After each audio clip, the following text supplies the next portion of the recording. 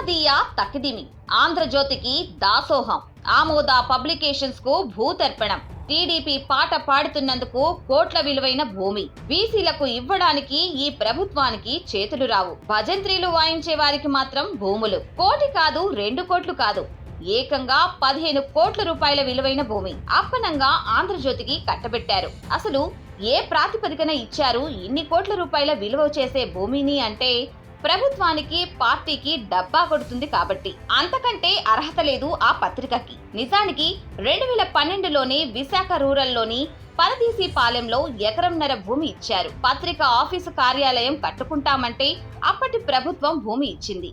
నిజంగా అక్కడ ఆఫీస్ కట్టే ఆలోచనే ఉంటే ఎప్పుడో ఆ నిర్మాణం పూర్తి చేసేవాళ్లు. కానీ అక్కడ వేరే ఉద్దేశం కనిపిస్తున్నట్టుంది.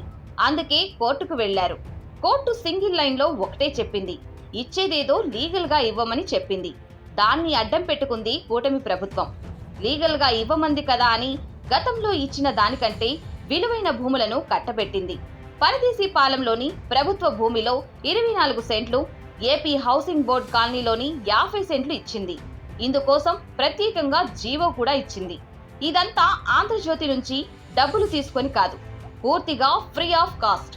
ఏకంగా 15 కోట్ల రూపాయల విలువ చేసే భూములను ఆంధ్రజ్యోతికి కట్టబెట్టింది కూటమి ప్రభుత్వం. అసలు ఆంధ్రజ్యోతికి భూములు ఇవ్వడం కోసం ఎన్ని లిటిగేషన్లు దాటిందో తెలుసా ప్రభుత్వం? ఉన్న అడ్డంకులన్నీ చకచకా దాటేసింది. అదే పేదవాడికి సమస్య వస్తే మాత్రం ఏడాదైనా పరిష్కరించదు. మొన్ననే కదా సరిగ్గా సంక్రాంతి పండుగ రోజు నారావారిపల్లిలో సీఎం చంద్రబాబు ఇంటి ముందు ఓ పెద్దాయన పురుగుల మందు తాగి ఆత్మహత్యాయత్నం చేశాడు. ఆ పెద్దాయన సమస్య కూడా భూమిదే. ఇలా భూమి లిటిగేషన్ సమస్యతో బాధపడుతున్న వాళ్ళు లక్షల మంది ఉన్నారు. వాళ్ళెవరికీ పరిష్కారం కాని సమస్య ఆంధ్రజ్యోతికి ఇచ్చే విషయంలో మాత్రం చకచకా జరిగిపోయింది. పైగా బీసీలకు, బీసీ పారిశ్రామికవేత్తలకు భూములు ఇవ్వడానికి చేతులు రాని ఈ ప్రభుత్వానికి, తన పార్టీకి బాగా డప్పు కొట్టే వారికి మాత్రం అప్పనంగా ఇచ్చేస్తుందా అని ప్రశ్నిస్తుంది బీసీవై పార్టీ.